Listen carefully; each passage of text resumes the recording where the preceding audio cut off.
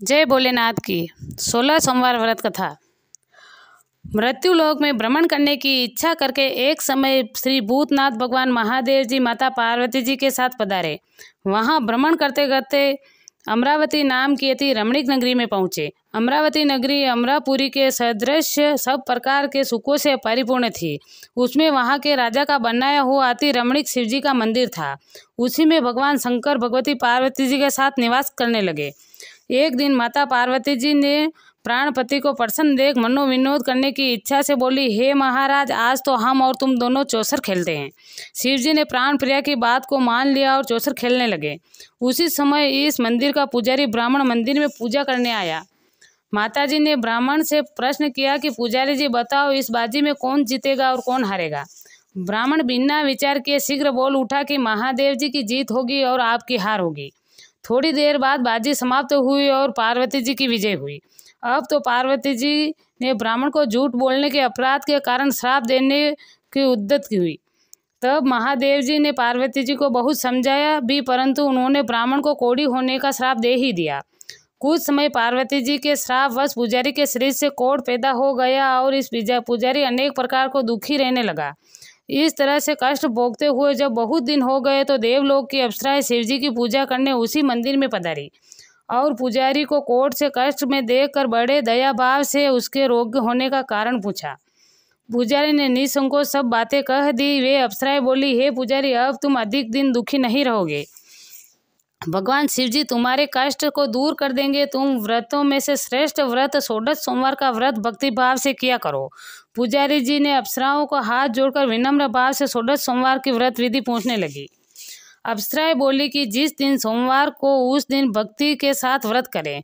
स्वस्थ वस्त्र पहने, आधा सेर गेहूं का आटा ले, उसके 3 अंगा बनाए और घी, गुड़, दीप, नेवज, पुंगी फल, बेलपत्र, जनेऊ, जोड़ा, चंदन, अक्षस्त्र, पुष्पादि के द्वारा प्रदोष काल में भगवान शंकर की विधिवत पूजा करे। तत्पश्चात अंगाओं में से एक शिवजी को अर्पण कर दे, बाकी को शिवजी की प्रसादी समझकर उपस्थित जनों में बांट दे और आप भी प्रसाद पाए। इस विधि से 16 सोमवार का व्रत करें। तत्पश्चात 17वें सोमवार के दिन 1.25 सेर पवित्र गेहूं के आटे की बाटी बनावे। तदनुसार घी और गुड़ मिलाकर चूरमा बनावे और शिवजी का भोग लगाकर उपस्थित जनों में बांट दे। पीछे आप सकुटुल प्रसादी ले तो भगवान शिवजी की कृपा से तुम्हारे मनोरथ पूर्ण हो जाएंगे। ऐसा कहकर अप्सराएं स्वर्ग को चली गई। ब्राह्मण को यथाविधि 16 सोमवार का व्रत किया। भगवान शिवजी की कृपा से वह रोग मुक्त होकर आनंद से रहने लगी। कुछ दिन बाद जब फिर शिवजी और पार्वती जी उस मंदिर में पधारे तब ब्राह्मण को निरोग देख पार्वती जी ने ब्राह्मण को रोग मुक्त होने का कारण पूछा। ब्राह्मण ने 16 सोमवार व्रत कथा और सब बात कह सुनाई। पार्वती जी के अति प्रसन्न हो मन में ब्राह्मण के व्रत की विधि पूछकर व्रत करने की तैयार हो गई। व्रत करने के बाद उसकी मनोकामना पूर्ण हुई तथा उसके रूठे हुए पुत्र स्वामी कार्तिकेय स्वयं माता की आज्ञाकारी हुए। अब कार्तिकेय जी को अपने यह विचार परिवर्तन का रहस्य जानने की इच्छा हुई और माता से बोले, हे माता जी, आपने ऐसा कौन सा उपाय किया है जिससे मेरा मन आपकी ओर आकर्षित हुआ है। तब पार्वती जी ने वही 16 सोमवार व्रत कथा उनको सुनाई। स्वामी कार्तिकेय जी बोले कि इस व्रत को तो मैं भी करूँगा, क्योंकि मेरा प्रिय मित्र ब्राह्मण बहुत दुखी दिल से परदेश गया है। हमें उससे मिलने की बहुत इच्छा है। तब कार्तिकेय जी ने भी यह व्रत किया और उसका प्रिय मित्र मिल गया। मित्र के इस आकस्मिक मिलन का भेद कार्तिकेय से पूछा तो वे बोले, हे मित्र, हमने तुमसे मिलने की इच्छा से 16 सोमवार का व्रत किया था। अब तो ब्राह्मण मित्र को भी अपने विवाह की इच्छा हुई। कार्तिकेय जी से व्रत की विधि पूछी और यथाविधि व्रत किया। व्रत के प्रभाव से जब वह किसी कार्यवश विदेश गया तो वहाँ के राजा ने लड़की का स्वयंवर था। राजा ने प्रण किया था कि जिस राजकुमार के गले में सब प्रकार के श्रृंगारीण हथिनी माला डालेगी, मैं उसी के साथ अपनी पुत्री का विवाह कर दूंगा। शिवजी की कृपा से ब्राह्मण के स्वयंवर में देखने की इच्छा से राजसभा में आकर बैठ गया। नियत समय पर हथिनी आई और उसके गले में जयमाला ब्राह्मण के गले में ही डाल दी। राजा की प्रतिज्ञा के अनुसार बड़ी धूमधाम के साथ कन्या का विवाह उस ब्राह्मण के साथ कर दिया। ब्राह्मण को बहुत सा धन और सम्मान देकर संतुष्ट किया। ब्राह्मण सुंदर राजकन्या को पाकर सुख से जीवन व्यतीत करने लगा। एक दिन राजकन्या ने अपने पति से प्रश्न किया कि हे प्राणनाथ, आपने ऐसा कौन सा व्रत पूर्ण किया है जिसके प्रभाव से हथिनी ने सब राजकुमार को छोड़कर आपको वरण किया है। ब्राह्मण बोला, हे प्राण प्रिय, मैंने मित्र कार्तिकेय से कथनानुसार 16 सोमवार का व्रत किया है, जिसके प्रभाव से मुझे तुम जैसी स्वरूपवान पत्नी प्राप्त हुई है। व्रत की महिमा को सुनकर राजकन्या को बड़ा आश्चर्य हुआ और वह भी पुत्र की कामना करने व्रत करने लगी। शिवजी की दया से उसके गर्भ से भी अति सुंदर, धर्मात्मा और विद्वान पुत्र उत्पन्न हुआ। माता पिता का वे देव पुत्र को पाकर अति प्रसन्न हुए और उसका लालन पालन भली प्रकार से करने लगे। जब पुत्र समझदार हुआ तो वह भी एक दिन माता पिता से प्रश्न किया कि हे माता, कौन सा व्रत है और कौन सा तप किया है जो मैं जैसा पुत्र तुम्हारे गर्भ से उत्पन्न हुआ है। माता ने पुत्र का प्रबल मनोरथ जानकर अपने किए हुए 16 सोमवार व्रत की विधि सहित पुत्र को बताया। पुत्र ने ऐसे सरल व्रत को और इस तरह से मनोरथ पूर्ण करने वाला सुना तो वह भी इस व्रत को राज्याधिकार पाने की इच्छा से हर सोमवार को यथाविधि व्रत करने लगा। उसी समय एक देश के वृद्ध राजा ने दूतों ने आकर उसको राजकन्या के लिए वरण किया।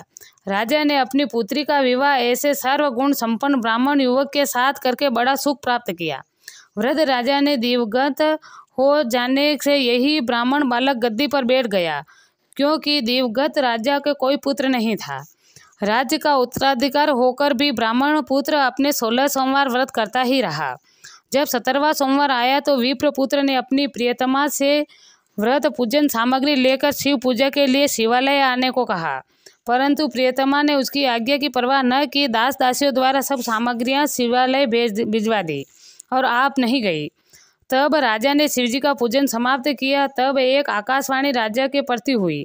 राजा ने सुना कि हे राजा, अपनी इस रानी को राजमहल से निकाल दे, नहीं तो मैं तेरा सर्वनाश कर देगी।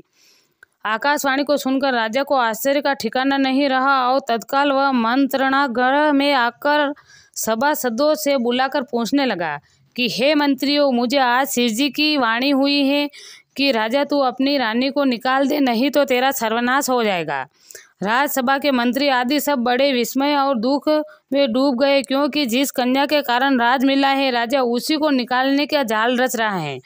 वह कैसे हो सकेगा। अंत में राजा ने उसे उससे निकाल ही दिया। रानी दुखी हृदय भाग्य को कोसती हुई नगर से बाहर चली गई। बिना पद त्राण, फटे वस्त्र पहने, भूख से दुखी धीरे धीरे चलकर एक नगर में पहुंची। वहां बूढ़िया सूत काट कर बेचने को जाती थी। रानी की वरुण दशा देख बोली, चल तू मेरा सूत बिकवा दे, मैं वृद्ध हूँ, भाव करना नहीं आता है। ऐसी बात बुढ़िया की सुन रानी ने बुढ़िया के सिर से सूत की गठरी उतार कर अपने सिर पर रख ली। थोड़ी देर बाद आंधी आई और बुढ़िया का सूत पोटली सहित उड़ गया। बेचारी बुढ़िया पछताती रह गई और रानी को अपने हाथ से दूर कर दिया। अब रानी एक तेली के घर गई, जो तेली के सब मटके शिवजी के प्रकोप से चटक गए। ऐसी दशा देख रानी को अपने घर से निकाल दिया। इस प्रकार रानी अत्यंत दुख पाती हुई एक नदी के तट पर गई तो नदी का जल समस्त सूख गया। तत्पश्चात रानी वन में गई। वहां जाकर सरोवर की सीढ़ी से उतरकर पानी पीना चाहा तो उसके हाथ पर जल के स्पर्श होते ही सरोवर का नील कमल सा जल असंख्य कीड़ों युक्त गंदा हो गया। रानी ने भाग्य को दोषारोपण करते हुए उस जल को ही पी उसके पेड़ की शीतल छाया में विश्राम करना चाहा। वह रानी जिस पेड़ के नीचे जाती उसके पत्ते तत्काल ही गिर जाते। वन एवं सरोवर जल की ऐसी दशा देखकर गौ चराने वाले ग्वालों ने अपने गुसाई जी से, जो उस जंगल में स्थित मंदिर के पुजारी थे, कई गुसाई जी के आदेशानुसार ग्वाले रानी को पकड़कर गुसाई के पास ले गए। रानी की मुख कांति और शरीर शोभा देख गुसाई जान गए कि यह अवश्य ही कोई विधि गति की मारी कुलीन स्त्री है। ऐसा सोचकर पुजारी ने रानी से कहा कि हे पुत्री, मैं आपनों को पुत्री के समान मानता हूँ, तू मेरे आश्रम में ही रहो, मैं तुमको किसी प्रकार का कष्ट नहीं दूंगा। गोसाई के ऐसे वचन सुनकर रानी को धीरज हुआ और आश्रम में रहने लगी। परंतु आश्रम में रानी को भोजन बनाती उसमें से कीड़े पड़ जाते थे, जल भरकर लाती उसमें भी कीड़े पड़ जाते थे। तब तो गोसाई जी दुखी हुए और रानी से बोले, हे बेटी, तुम्हारे पर कौन से देवता का कोप है? जिसने तुम्हारी ऐसी दशा हुई है। पुजारी की बात सुन रानी ने शिवजी महाराज के पूजन का बहिष्कार करने की कथा सुनाई। तो पुजारी शिवजी महाराज ने अनेक प्रकार की स्तुति करते हुए रानी से बोले कि हे देवी, तुम सब मनोरथों के पूर्ण करने वाले 16 सोमवार का व्रत करो, उसके प्रभाव से अपने कष्ट से मुक्त हो जाओगी। गुसाई की बात सुनकर रानी ने 16 सोमवार का व्रत किए विधिवत संपन्न किया और 17वें सोमवार को पूजन के प्रभाव से राजा के हृदय में विचार उत्पन्न हुआ कि रानी को गए बहुत समय व्यतीत हो गया है, न जाने कहाँ कहाँ भटकती होगी, ढूंढना चाहिए। यह सोचकर रानी की तलाश करने के लिए चारों दिशाओं में दूत भेजे।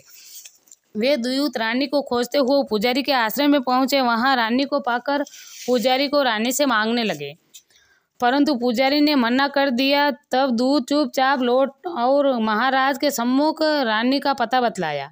रानी का पता पाकर राजा स्वयं पुजारी के आश्रम में गए। पुजारी से प्रार्थना करने लगे कि हे महाराज, जो देवी आपके आश्रम में रहती है वो मेरी पत्नी है।